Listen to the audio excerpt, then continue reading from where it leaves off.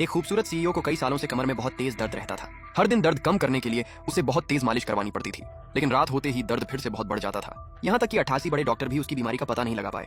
CEO को लगा कि शायद वह पूरी जिंदगी अकेली ही रहेगी। तभी एक दिन एक गांव का लड़का जल्दी में लिफ्ट की तरफ भागा और सीधे उससे टकरा गया। सीईओ बचपन से ही लड़कों से दूर रहती थी। उसे लगा कि उसकी पुरानी तकलीफ फिर शुरू हो जाएगी, लेकिन हैरानी की बात थी कि उसे कुछ भी नहीं हुआ। बड़े से बड़े डॉक्टर उसकी बीमारी नहीं समझ पाए थे, लेकिन उस लड़के ने उसे देखते ही बीमारी पहचान ली। उसने कहा, मिस यांग, आप बीमार हैं। सीईओ घबरा गई। क्या? नहीं, मेरा मतलब क्या कह रहे हो? लड़का बोला, सच बताऊं, आप नाराज तो नहीं होंगी? सीधे बोलो। आपके शरीर में कई सालों से ठंडी ऊर्जा जमा है, यही आपकी बीमारी की वजह है। आप बचपन में लड़कों के साथ ज्यादा नहीं खेलती थी, है ना? सीईओ हैरान रह गई। मैंने इतने सारे डॉक्टर बुलाए, लेकिन कोई भी मेरी बीमारी नहीं समझ पाया। तुमने पहली नजर में कैसे पहचान लिया? उसे समझ आ गया कि यह लड़का सिर्फ लड़ाई में ही माहिर नहीं था, वह बीमारी का इलाज भी जानता था। सीईओ ने पूछा, तुम्हें इतना भरोसा कैसे है? क्या तुमने मेडिकल की पढ़ाई की है? लड़का बोला, मैं आपको इसका सबूत भी दे सकता हूँ। हर महीने जब आपके पीरियड आते हैं तो दर्द बहुत ज्यादा होता है और ब्लीडिंग कम होती है। अगर इसका इलाज नहीं हुआ तो आगे चलकर आपको बच्चे होने में परेशानी हो सकती है। सीईओ ने पूछा, क्या तुम इसका इलाज कर सकते हो? हाँ बिल्कुल। लेकिन क्या? मैं काम के लिए लेट हो रहा हूँ, काम के बाद बात करेंगे। तभी किसी ने उसे पहचान लिया। तुम्हें पता है ये कौन है? ये यांगलिन है, इसने पहले मेरी मदद की थी। दूसरे आदमी ने पूछा, यांगलिन, इसके साथ ये सब किसने किया? तभी बॉस गुस्से में बोला, यांगलिन, तुम 1 मिनट लेट आए हो, तुम्हारा पूरा बोनस काट दिया जाएगा। यांगलिन ने पूछा, कंपनी के किस नियम में लिखा है कि 1 मिनट लेट होने पर पूरा बोनस काटा जाएगा? बॉस बोला, मार्केटिंग विभाग का यही नियम है। एक आदमी हंसते हुए बोला, यांगलिन, तुम्हारी गर्लफ्रेंड तो यंग मास्टर वू के साथ चली गई, अब बोनस चला गया तो क्या हुआ? जब तुम्हारी गर्लफ्रेंड किसी और के साथ थी तब भी तुम यही सोच रहे थे कि तुम्हारे पास $3000 हैं या नहीं। सब लोग हंसने लगे। यांगलिन ने कहा, फिर से बोलो। आदमी बोला, क्या कर लोगे? तुम तो बहुत बेकार आदमी हो, इसी वजह से तुम्हारी गर्लफ्रेंड ने तुम्हें छोड़ दिया। अपना सामान उठाओ और कंपनी से निकल जाओ। यांगलिन ने कहा, सिर्फ तुम्हारे कहने से मैं कंपनी छोड़ दूंगा? ये जॉन कॉर्प है, यहाँ फैसला सिर्फ तुम्हारी मर्जी से नहीं होता। दूसरा आदमी बोला, मार्केटिंग में मिस्टर हुआंग का फैसला ही चलता है। हुआंग ने कहा, यांगलिन, मिस झांग से कुछ बातें कर लेने से खुद को बहुत बड़ा मत समझो। अगर मिस झांग ने तुम्हें कभी प्यार से देखा भी तो मैं तुम्हारे सामने 3 बार सिर झुकाऊंगा और तुम्हें दादा बुलाऊंगा।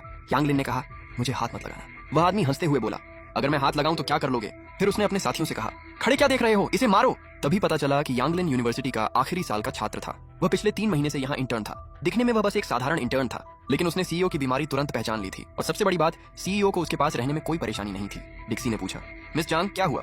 मिस झांग ने कहा, मेरे साथ मार्केटिंग विभाग में चलो। वहाँ मैनेजर चेन ने यांगलिन से कहा, यांगलिन, अगर तुम हमारे सामने 3 बार सिर झुका दो तो मैं तुम्हें आज छोड़ दूंगा। यांगलिन हंसकर बोला, सिर झुकाऊं? बिल्कुल नहीं। मैनेजर चेन ने गुस्से में कहा, तो फिर इसे पकड़ो। तभी वहाँ हंगामा शुरू हो गया। कुछ देर बाद यांगलिन ऑफिस के फर्श पर लेटा हुआ था। किसी ने उसे आवाज दी, अरे कंपनी के फर्श पर सो नहीं सकते, उठो उठो, क्या हुआ यहाँ? तभी मिस झांग वहाँ आ गई। लोगों ने तुरंत शिकायत शुरू कर दी, मिस झांग, ये सब यांगलिन ने किया है। वह देर से आया और फिर ऑफिस में लड़ाई करने लगा। इसे नौकरी से निकाल दीजिए, इसने यंग मास्टर वू को नाराज किया है। हमारा वू ग्रुप के साथ बड़ा कॉन्ट्रैक्ट है, आपको इसे निकालना ही होगा। मिस झांग ने शांत होकर पूछा, किसने कहा कि मैं यांगलिन को नौकरी से निकाल रही हूँ? सब हैरान रह गए। मिस झांग ने कहा, मैं इसे मार्केटिंग से निकालकर अपना पर्सनल डॉक्टर बना रही हूँ, इसकी सालाना सैलरी 30 लाख है। सब चौंक गए। क्या आपको इससे कोई परेशानी नहीं है? एक आदमी बोला, ये तो सिर्फ एक साधारण इंटर्न है, आप इसकी वजह से वो ग्रुप का 3 करोड़ का ऑनर खतरे में डाल रही हैं। मिस झांग ने कहा, फैसला मैं कर चुकी हूँ। तभी किसी ने कहा, लगता है अफवाह सच थी। मिस झांग को सच में पुरुषों के आसपास रहना पसंद नहीं है। यांगलिन उठकर बोला, 1 मिनट रुको मिस झांग, मेरा अभी एक काम बाकी है। क्या काम? यांगलिन मैनेजर चेन की तरफ देखकर बोला, तुमने कुछ कहा था, याद है? चेन ने पूछा, क्या? यांगलिन बोला, तुमने कहा था कि अगर मिस झांग मुझे जरा सा भी प्यार से देखेंगी तो तुम 3 बार सिर झुकाओगे और मुझे दादा बुलाओगे। अभी सबने देखा कि मिस झांग ने मेरे साथ कैसा व्यवहार किया। चेन घबरा गया। यांगलिन, ज्यादा मत बढ़ो। यांगलिन बोला, मैं नहीं बढ़ रहा, तुमने मेरा सामान गिराया और लड़ाई भी तुमने शुरू की। फिर उसने कहा, बोलो दादा कहोगे या नहीं? चेन चुप रहा। यांगलिन बोला, क्या कहा?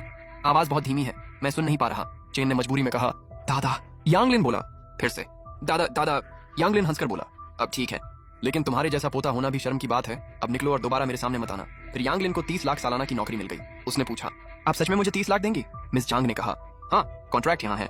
यांगलिन ने पूछा, आपने मेडिकल कहाँ से सीखी? वह बोला, खुद से सीखी है। मिस झांग ने कहा, ठीक है, मत बताओ। यांगलिन मुस्कुराया, बस मुझे जन्म से ही थोड़ा होशियार समझ लीजिए।